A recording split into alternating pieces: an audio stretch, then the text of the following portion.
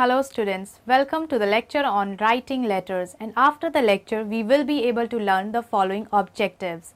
Discuss concept of letter writing, define the different types of letters, understand office memorandum, explain good news and bad news letters, learning about persuasive letters, discuss sales letters.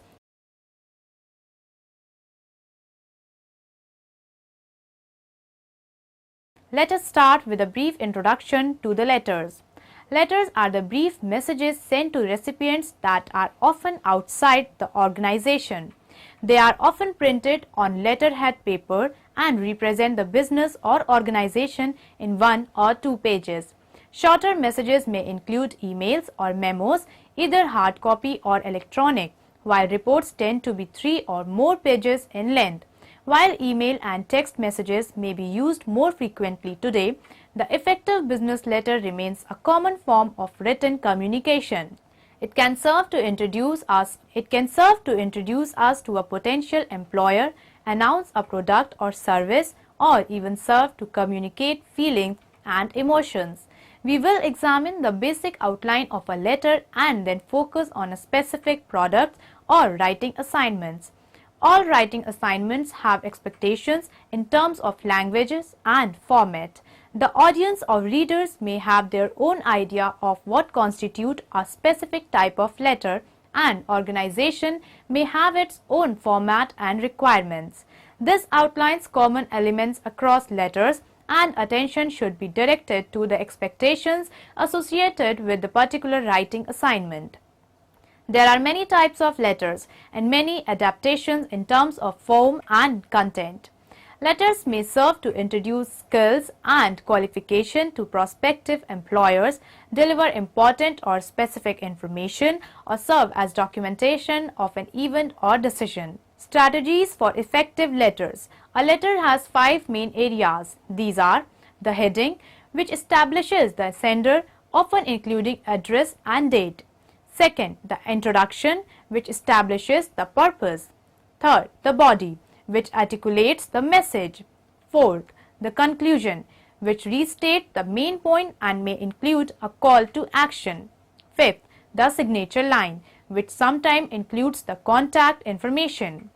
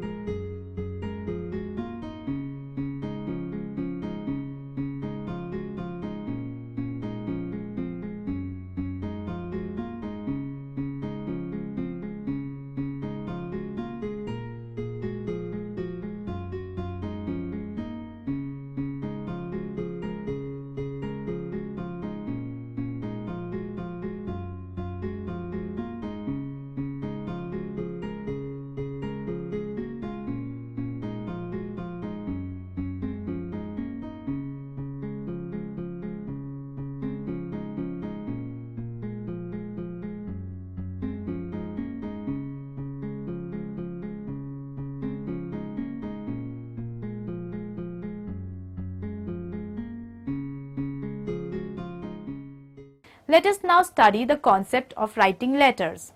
Letters are a written form of communication. These can be sent or received by individuals or organizations. Written messages in the form of letters can be delivered to the receivers through special messenger, post offices, or private couriers. This method is mostly used where face-to-face communication is difficult or other means are not easily available. It helps in keeping a record of the communication. The cost involved is low means of communication. Focus on the formats. The various formal writing forms have a predetermined, universally accepted format that accompanies them. This format, which is largely based on universal writing conventions, serves to facilitate communication by eliminating miscommunication that may result through random writing style. Moreover, these formats are likely to change with time due to the evolving nature of communication and/or technology. Structuring of the content. While writing, one should ensure that the content is well organized with the overview or basic details comprising the introduction. All major points with their explanation and exemplification constituting the body, preferably divided into a separate paragraph each for every new point, with titles and subtitles if necessary, and drawing together of the argument, charting our future possibilities in the conclusion. Ensuring connectivity. The content that comprises a piece of writing should reflect fluency and should be connected through a logical flow of thought in order to prevent misinterpretation and catch the attention of the reader. Tampering the content as per the level of formality. The level of formality that is shared between the sender and the receiver should define the use of salutations, the vocabulary, the content, the format, and even the medium. Though not integral to the matter communicated, this courtesy helps in creating a balanced impression about the communicator. Steering clear of short forms, people may not be aware of the meaning of various short forms and may thus find it difficult to interpret them. Moreover, short forms can at times be culture specific or even organization specific and may thus unnecessarily complicate the communication. Importance of grammar, spelling and punctuation. Improper grammar can at worst cause miscommunication and at least results in unwarranted humor and should be thus avoided.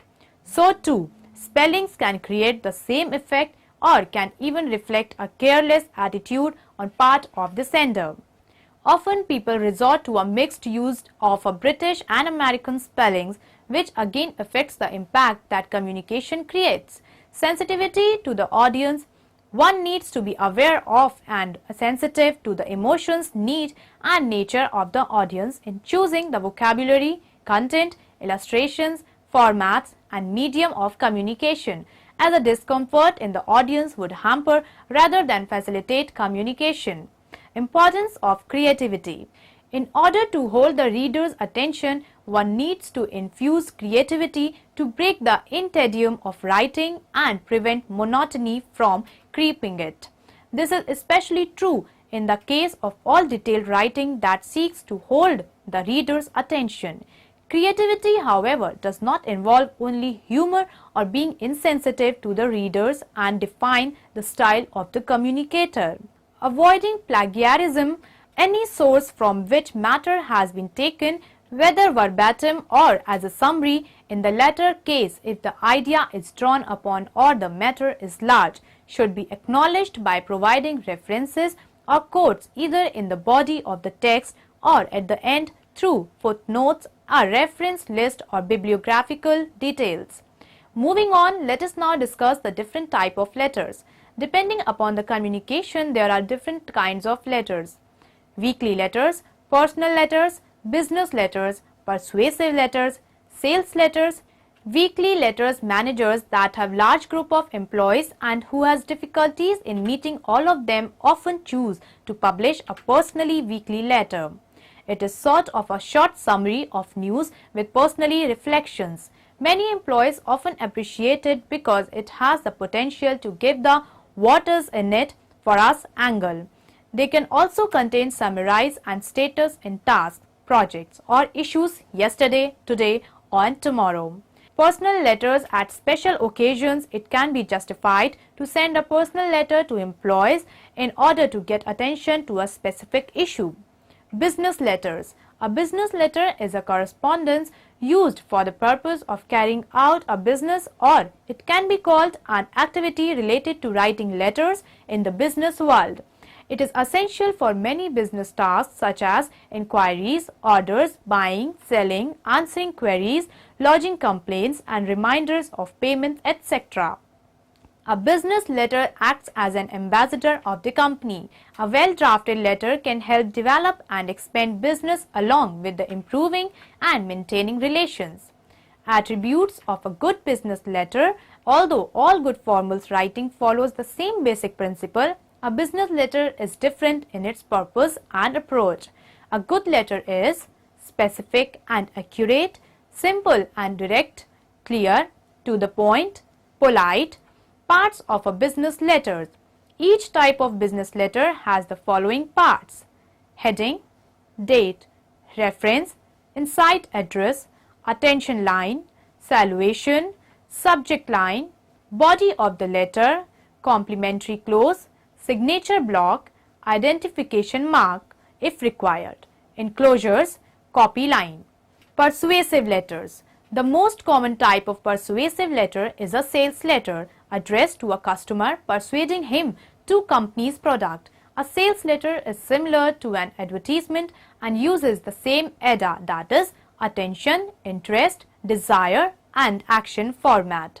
This means taking the consumers through different mental stages in a particular sequence, first getting attention, creating interest by highlighting unique features of the product, inducing desire by convincing him that the product is better than the others, and then motivating him to try the product. Sales letters. With the mass production of variety of consumer goods, there is a race for capturing the market. A number of means have been devised by business houses to boost their sales. There are three ways of doing so. First, mass media advertisement. Second, personal contacts. Third, sales letter. Sales letters or offers are the most important written form of business communication. Their primary aim is to publicity or to reach out a large number of people interested in a particular product or service and turn them into buyers. They are a work of imagination taking many forms. Did you know? Business communication in English begins in the early 15th century. Let us now study the office memorandum. Letters or any form of such written correspondence is a vital organ of an office. An official letter is different from the types of business letters. It can be both internal and external. Some of the examples of the official letters are memorandum, notice, circular and email. Memorandum. A memorandum or a memo is a document used for internal communication in an organization. The plural form of memorandum is either memoranda or memorandums. A memo may be addressed to one person or a group. The writer and the reader of a memo are well acquainted, and therefore a memo does not require formal elements like salutations, greetings or even signatures at the end. A memo usually records events or observation on a topic or provides information about any development in the organization. Since it is only about communicating some important information related to the functioning or process of the company, it is usually quite direct in approach, to the point, focusing sharply on what the reader needs to know. The format of a memo is fairly simple. The standard features of a memo are: first, the word memo or memorandum at the top of the page. Though not mandatory, it helps to make clear right at the beginning the nature of the communication. Second, the date of the issue of the memo. Third, the name of the receivers followed by to, and the name of the sender followed by from.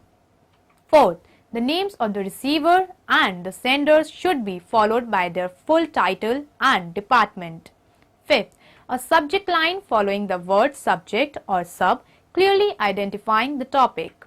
Sixth, the content or message of the memo. The content of the message should be brief, to the point, giving specific dates and times, if any. The language should be polite, pleasant and friendly. It should not sound bossy and instructive. It should be participative and tactfully articulated. A memo is generally used to convey a policy decision, to issue an instruction, to provide information, or to record an agreement. Did you know? Letters Philosophies or Letter Concerning the English Nation is a series of essays written by Voltaire based on his experiences living in the England between 1726 and 1729.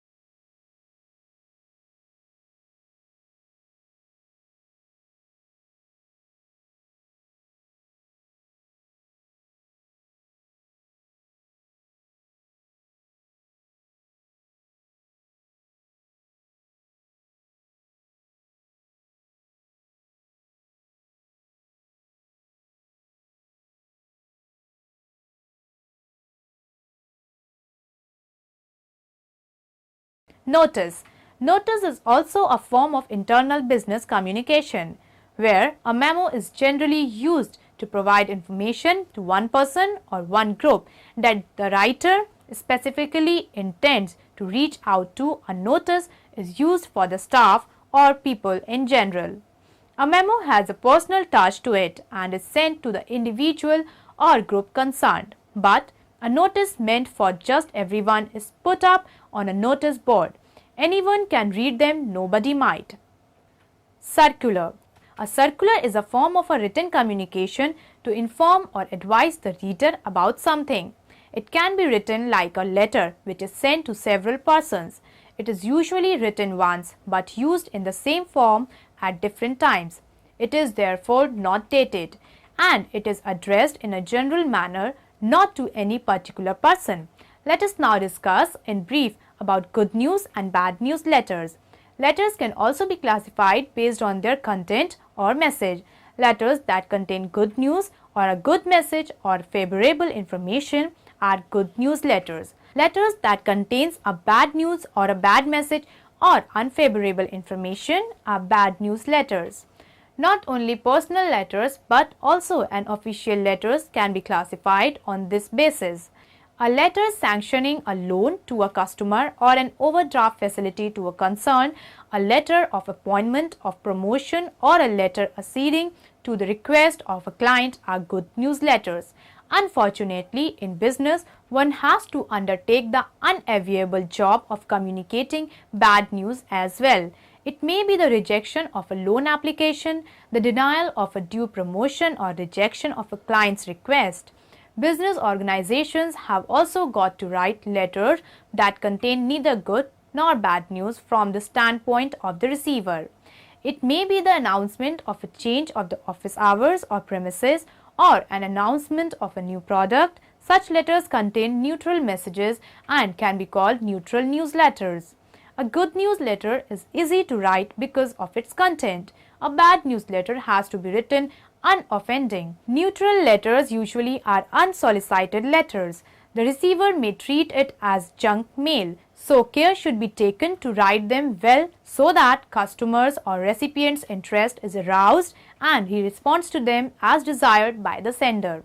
This classification of letters as official and personal, formal or informal as good newsletters, bad newsletters and neutral message letters are classification based on general criteria and are broad classifications based on content. Business letters can be classified on the basis of the nature of the business they transact or take care of. Of course, all business letters take care some area of the business. Business letters not only come in different formats, full block, modified block and semi-block, they also come in different types. The most common ones are information letters, request or solicitation letters, promotion letters, cover letters and response letters.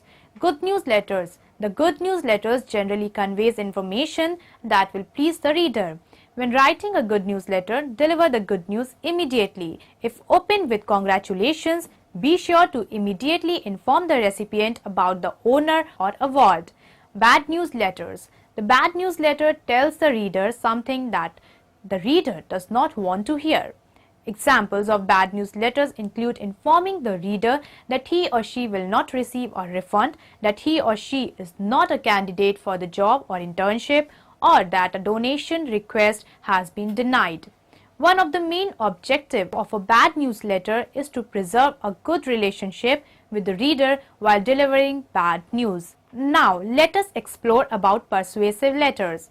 The most common type of persuasive letter is a sales letter, addressed to a customer, persuading him to company product. A sale letter is similar to an advertisement and uses the same ADA, that is attention, interest, desire and action format. That means taking the consumer through different mental stages in a particular sequence, first getting attention, creating interest by highlighting unique feature of the product, inducing desire by convincing him that the product is better than the other, and then motivating him to try the product. Sales letters are used to sell industrial products such as machinery, consumer durable products and other high-value items. With the mass of production of a variety of consumer goods, there is a race for capturing the market. A number of means have been devised by business houses to boost their sales. There are three ways of doing so. First, mass media advertisement. Second, personal contacts. Third, sales letter. Sales letters or offers are the most important written form of business communication. Their primary aim is to publicity or to reach out a large number of people interested in a particular product or service and turn them into buyers.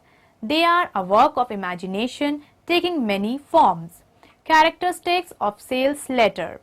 First, lengthy discourse. In the first place, almost all sales letters are long letters in contrast with the other business letters which are supposed to be short and precise. In fact, all sales letters are a kind of advertisement of the products or services offered. Second, focus on the particular class. A sales letter is essentially meant for a particular class of consumers. No product or service can be of interest to all kinds of consumers. Third, specialized information. An effective sales letter is backed by specialized knowledge or at least sufficient information, the product offered and the needs of the consumer. Fourth, arresting opening. An effective sales letter has an arresting or attention-getting opening. It starts with a catchy subject line, an exclamatory slogan, a rhetorical question, or in whatever way the writer chooses to capture the audience. Fifth, emotional versus rational appeals. It is needless to say that a sales letter makes a strong appeal to the consumer or receiver of the letter. Appeal in the context means the strategy or the strategies used to present a product or services favorable to the readers. One can broadly divide these strategies or appeals into two categories, emotional and rational. Emotional appeal is directed to senses: taste, smell, feeling, hearing, and seeing. These appeals include strategies to arouse love, pride, and enjoyment, etc. Now in the end, let us summarize what we have learned in this lecture. A business lecture is correspondence used for the purpose of carrying out a business, or it can be called an activity related to writing letters in the business world. Heading or letterhead is usually printed on the letterhead at the top in the center of the page, 2 spaces below the margin. Complimentary close is followed by the signature block, which includes the signature, full name, designation, and the address of the sender. The body of the letter carries its messages or contents. It is generally divided into 3 or 4 paragraphs, each having its own function. A business letter is supposed to have a layout that impresses. It is a physical appearance that includes the quality of the paper, the arrangement of the typed, printed, the way it is folded and kept in envelope itself with the addresses, name and address stamping.